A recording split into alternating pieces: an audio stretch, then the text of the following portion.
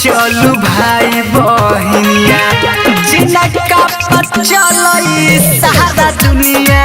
चलू भाई बहिनिया जिनका पर चलई सारा दुनिया। चलू भाई बहिनिया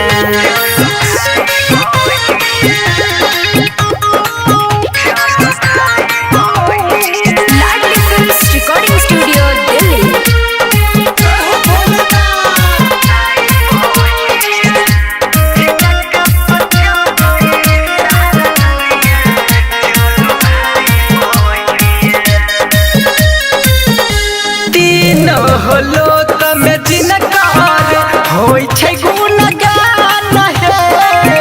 चलू हुनके लेबै हम गुरु मान हे, गुरु मान हे।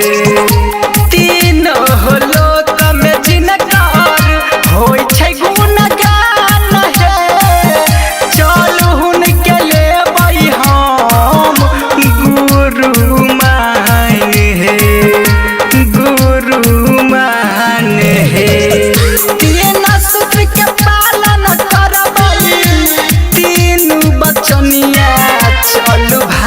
बहिनिया।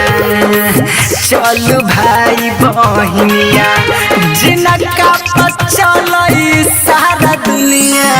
चलू भाई बहिनिया जिनका पर चलई सारा दुनिया। चलू भाई बहिनिया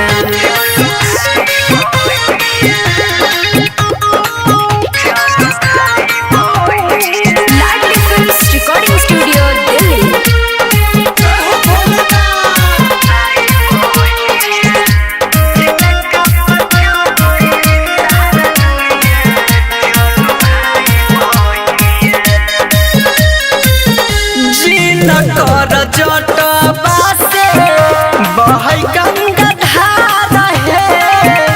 जवन चलाबै छै दुनिया संसार हे, दुनिया संसार हे। जिन कर जटवा से बहै गंगा धारा हे।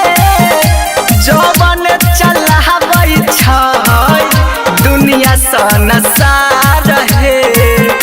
राइटर महादेव लालन, राइटर महादेव लालन गाबै भजनिया।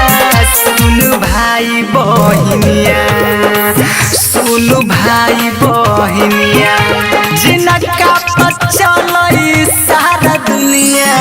चलू भाई बहिनिया जिनका पर चलई सारा दुनिया। चलू भाई बहिनिया।